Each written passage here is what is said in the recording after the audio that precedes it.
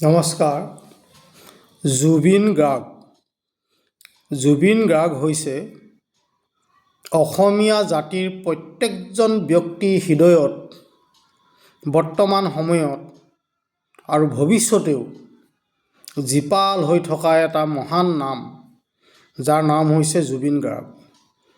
জুবিন গাৰ্গ হৈছে অসমীয়া জাতিৰ প্ৰত্যেকজন ব্যক্তিৰ হৃদয়ৰ স্পন্দন। জুবিন গাৰ্গ হৈছে অসমীয়া জাতিৰ স্বাভিমান আৰু সাহস। আৰু সেই জুবিন গাৰ্গৰ ন্যায় বিচাৰি বৰ্তমান সময়ত অসমৰ লগতে ভাৰতবৰ্ষৰ প্ৰত্যেকজন ব্যক্তিয়ে অসম চৰকাৰক আৰু কেন্দ্ৰীয় চৰকাৰক অনুৰোধ জনাইছে আৰু হেঁচা প্ৰয়োগ কৰিছে। আশা কৰিছোঁ চৰকাৰে জুবিন গাৰ্গৰ এটি সত্যশুদ্ধ ন্যায় প্ৰদান কৰিব। তাৰ বাবে আমি আশাবাদী আৰু আমি এই ভিডিঅ' যোগেদি চৰকাৰক, প্ৰশাসনক আমি অনুৰোধ জনাইছোঁ। এতিয়া কথা হ'ল, জুবিন গাৰ্গৰ জীৱনৰ শেষৰ এটি বাক্য, যিটি বাক্য আমি প্ৰত্যেকগৰাকী, বিশেষকৈ আমাৰ যুৱ সমাজে মানি চলিব পাৰিব লাগিব। তেতিয়াহে আমি প্ৰকৃতাৰ্থত জুবিন গাৰ্গক আমি সন্মান কৰা হ'ব বা ভাল পোৱাটো বুজাব বুলি আমি অনুভৱ কৰোঁ। আৰু সেয়াই হৈছে জীৱনৰ মহান নায়ক, আমাৰ মহান শিল্পী জুবিন গাৰ্গ ডাঙৰীয়াই যি তেখেতৰ জীৱনৰ শেষ বেলিকা এখনি অতি সুন্দৰ কথাছবি অসমীয়া সমাজক দান দি থৈ গৈছে। এই কথাছবিখনেই হৈছে ৰৈ ৰৈ বিনালে।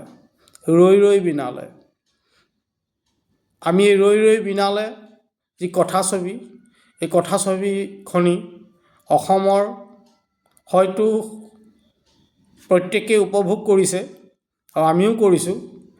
আমি এই ৰৈ ৰৈ বিনালে কেইটিমান বাক্য দাঙি ধৰিব বিচাৰিছোঁ অসমৰ, বিশেষকৈ অসমীয়া আমাৰ যুৱ সমাজৰ বাবে।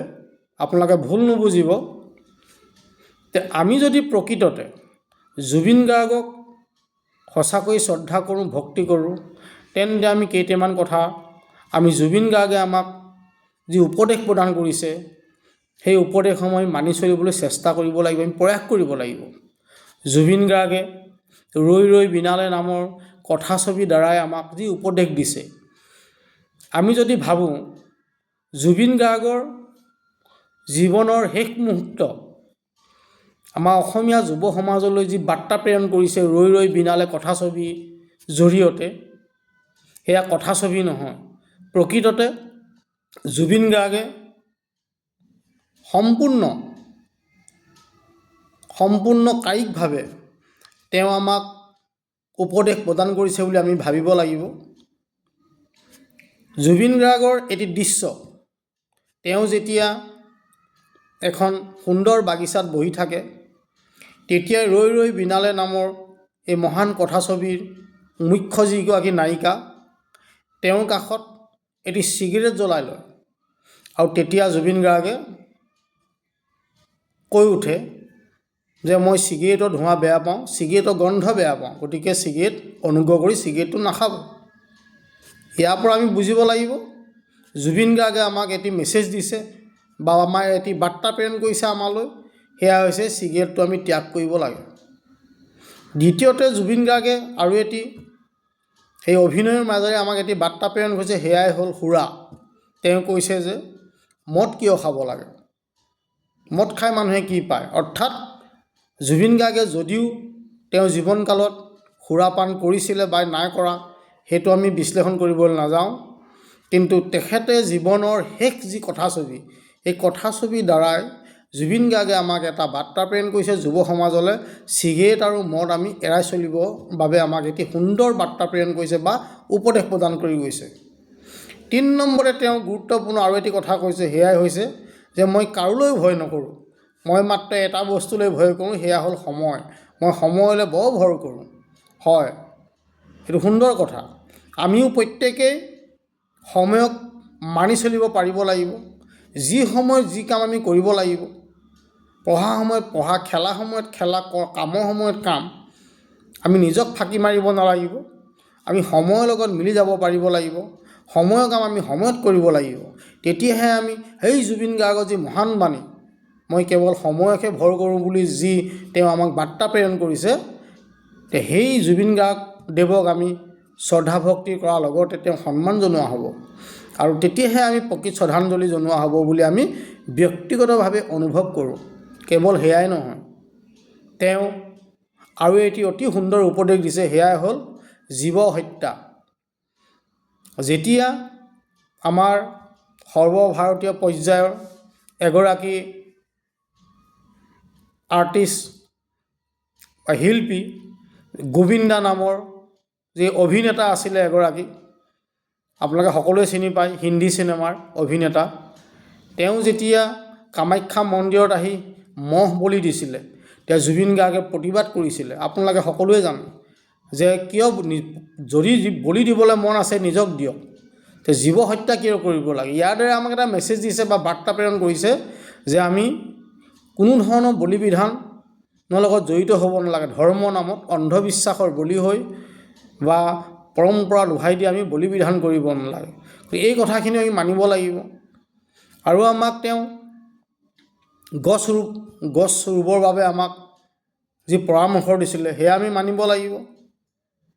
গতিকে জুবিন গাৰ্গদেৱৰ যিসমূহ মহান বাণী, সেই বাণীসমূহক মানি চলিব পাৰিলেহে প্ৰকৃততে আমি জুবিন গাৰ্গক শ্ৰদ্ধাঞ্জলি জ্ঞাপন কৰা হ'ব বুলি আমি ব্যক্তিগতভাৱে অনুভৱ কৰোঁ। গতিকে আমি জুবিন গাৰ্গদেৱৰ যিসকল শুভাকাংক্ষী আছে, তেওঁলোকক আমি অনুৰোধ জনাম যে জুবিন গাৰ্গদেৱক আমি যদি শ্ৰদ্ধা ভক্তি কৰোঁ, সঁচাকৈ সন্মান কৰোঁ, তেন্তে আমি জুবিন গাৰ্গে যি ৰৈ ৰৈ বিনালে নামৰ কথাছবি মাধ্যমেৰে আমাক উপদেশ প্ৰদান কৰিলে, চিগাৰেট, মদ আৰু সময়, এই কথাকেইটা আমি মনত ৰাখিব লাগিব। আমি পৰাপক্ষত যিমান সোনকালে পাৰোঁ মদ আৰু চিগাৰেটৰ পৰা আমি আঁতৰি আহিব লাগিব। লগতে আমি কাম সময়ত কৰিব লাগিব। আৰু এটি কথা আমাৰ এইখিনি মনত পৰিছে, জুবিন গাৰ্গে আৰু এটি কথা কৈছিলে, সেয়াই হৈছে যে এটা জাতিক গামোচাই বচাই ৰাখিব নোৱাৰে, কিতাপেহে বচাব পাৰিব। যে অধ্যয়নবিহীন এটা জাতি বাচি থাকিব নোৱাৰে। গতিকে আমি গ্ৰন্থ বা পাঠ্যপুথি বা কিতাপ বুলিয়ে কওক, আমি অধ্যয়ন কৰিব লাগিব। আমাৰ নিজৰ জাতিৰ বিষয়ে, আমি সংস্কৃতিৰ বিষয়ে, সাহিত্যৰ বিষয়ে, অসমীয়া সমাজৰ আমি সকলো যিমান পাৰি আমি জানিবলৈ চেষ্টা কৰিব লাগিব। গতিকে আমাৰ যুৱ প্ৰজন্মই আশা কৰিছোঁ অধ্যয়নশীল হ'ব লাগিব, তেতিয়াহে আমি জুবিন গাৰ্গক প্ৰকৃততে ভাল পোৱা হ'ব। যাই হওক, এই দুআষাৰ দাঙি ধৰোঁতে আমাৰ যদি কিবা অপৰাধ হৈছে বা কিবা আমাৰ কঠিনতা আমাৰ প্ৰকাশ পাইছে আমাৰ কথা কওঁতে, তেন্তে আপোনালোকে মাৰ্জনা কৰিব। লগতে কওঁ, এতিয়া আমি কাৰোবাক উদ্দেশ্য কৰি কোৱা নাই, আপোনালোকে ভুল নুবুজিব। আমি আকৌ কৈছোঁ যে জুবিন গাৰ্গ আমাৰ প্ৰাণৰ শিল্পী, তেওঁ আছিলে, আছে আৰু ভৱিষ্যতেও আমাৰ অন্তৰত সদায় জীয়াই থাকিব। গতিকে তেওঁক আমি জীয়াই ৰখাৰ লগে লগে তেওঁ যিসকল মহান বাণী আমাক দি থৈ গৈছে, বাণীখিনি আমি আমাৰ বাস্তৱ জীৱনত আমি ব্যৱহাৰ কৰিবলৈ চেষ্টা কৰিব লাগিব বা মানি চলিবলৈ পাৰিব লাগিব। তেতিয়াহে আমি জুবিন গাৰ্গক শ্ৰদ্ধা ভক্তি কৰা হ'ব। লগতে আমি শেষত আকৌ কৈছোঁ, চৰকাৰ আৰু প্ৰশাসনক আমি অনুৰোধ জনাইছোঁ যে আপোনাৰভাৱে প্ৰকৃততে যদি অসমীয়া জাতিক ভাল পায়, অসমক ভাল পায়, তেতিয়া অসম আৰু অসমীয়া যি স্বাভিমান, যি আমাৰ গৌৰৱ, এই মহান শিল্পী জুবিন গাৰ্গদেৱক যিমান সোনকালে পাৰে আপোনালোকে ন্যায় প্ৰদান কৰক। আৰু দেখিব আপোনালোকক সদায় অসমৰ ৰাইজে চিৰকৃতজ্ঞ হৈ থাকিব আপোনালোকৰ ওচৰত। জয় আই অসম, জয় আই অসম।